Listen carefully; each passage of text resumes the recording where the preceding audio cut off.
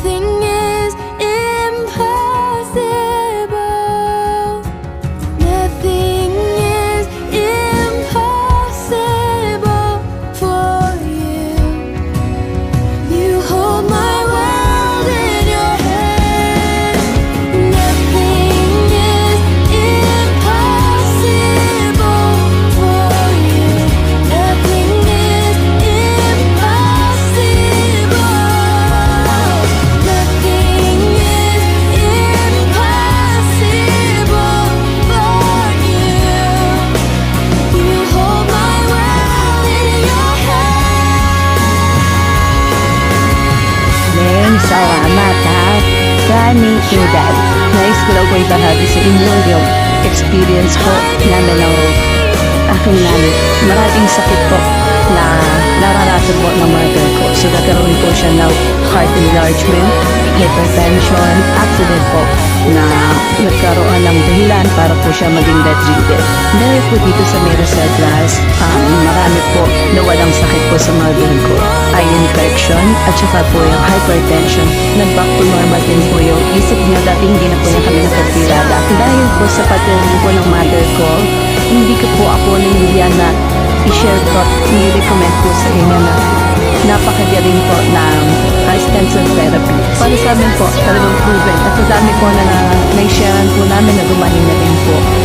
Mahirap po ang mag-hospital, hindi lang po yung hirap physically kapag nasa hospital. Kundi yung hirap din po yung pagbabayad sa hospital. Mahal po ang magkasakit.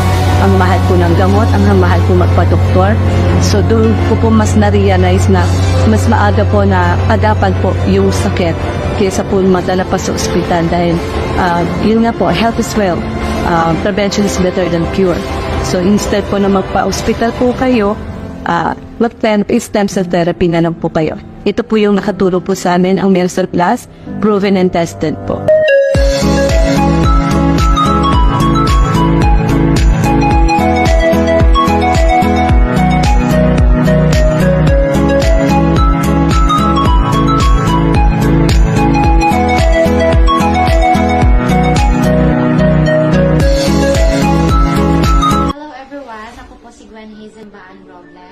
Taga Turil, Davao City. Isa po ako sa natulungan ng Miracel, gawa ng Riverbeat International. Ayan, so isa po kami sa natulungan ng Miracel, kami mag-asawa, dahil 12 years po na inantay namin bago kami nagka-second baby.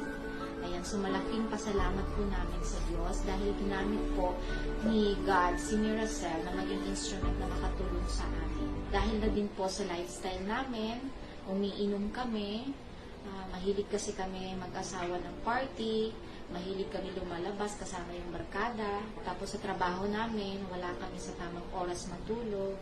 Kaya iyon, hindi namin napansin na yung katawan namin, yung nagkakaproblema. Kaya matagal kami nagka-second baby. Para naman po sa mga pamilya mag-aasawa na hirap magka-baby, yung mga nag-antay pa ng 10 years, 8 years, huwag mo kayong mag-alala dahil may pag-asa pa po. Andito po si Miracel, na bigay ng Diyos, na ginawang instrument niya. Ito po ay makakatulong sa inyo. Kaya try niyo na po ang product. Ayan, ito po yung product natin, Miracel. So, ipapakita ko po sa inyo kung paano siya gamitin. So, ilalagay natin siya sa ilalim ng dila for 30 seconds.